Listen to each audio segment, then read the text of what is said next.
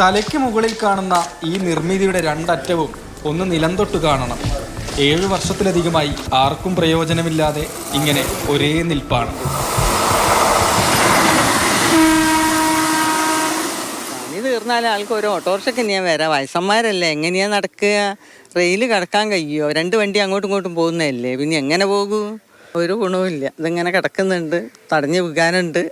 തലക്ക് മുകളിൽ മര്യാദയ്ക്ക് പാലത്തിൻ്റെ മുകളിൽ കൂടി പോയി വരാൻ എപ്പോഴാണ് സാധിക്കുക എന്നാണ് എപ്പോഴും ആലോചിക്കുന്നത്.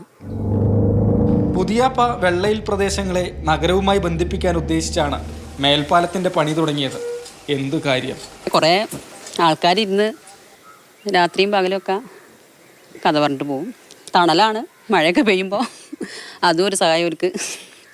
പിന്നെ എന്താ, ഇവിടെ ഇങ്ങനെ ആളിരിക്കുന്നതിനെ കൊണ്ടേ പ്രായമായ ആൾക്കാർ പോയി വരുമ്പോൾ ചെയ്യുമ്പോൾ ഓരോ കൈ പിടിക്കാൻ ആളുണ്ടാവും ഇവിടെ.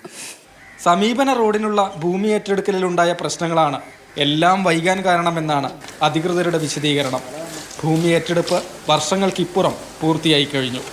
49.4 സെന്റ് ഭൂമിയാണ് ഏറ്റെടുത്തത്.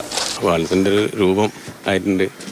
ഇടയ്ക്കിടയ്ക്ക് എന്തൊക്കെ റിപ്പോർട്ട് വരും പേപ്പറിൽ, വന്നിട്ടുണ്ട്, പൈസ അടച്ചിട്ടുണ്ട്, എല്ലാം ക്ലിയർ ആയിട്ടുണ്ട്, കോൺട്രാക്ട് കൊടുക്കാൻ പോകുന്നുണ്ട്, അങ്ങനെയൊക്കെ പറയും.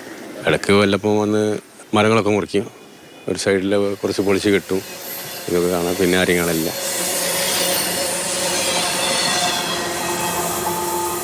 അപ്പോൾ ഒരു 10 വർഷമായിട്ടും ഈ ഒരു സംഭവം കൊണ്ടുവന്നിട്ട് അത് കംപ്ലീറ്റ് ചെയ്യാൻ പറ്റില്ല എന്ന് പറഞ്ഞാൽ നമ്മുടെ ഒരു പ്രോപ്പർ പ്ലാനോ അല്ലെങ്കിൽ ഈ ഇങ്ങനെ സാധനം നടത്തണം എന്നുള്ള കമ്മിറ്റ്മെൻറ്റോ ഭരണാധികാരികൾക്ക് ഇല്ല എന്നുള്ളതാണ്. രണ്ടറ്റവും കൂട്ടിമുട്ടാതെ ആർക്കും ഒരു പ്രയോജനമില്ലാതെ ഇങ്ങനെ എന്നും സ്മാരകങ്ങളായിട്ട് സ്തൂപങ്ങളായിട്ട് നിലകൊള്ളുന്ന അവസ്ഥയാണ്.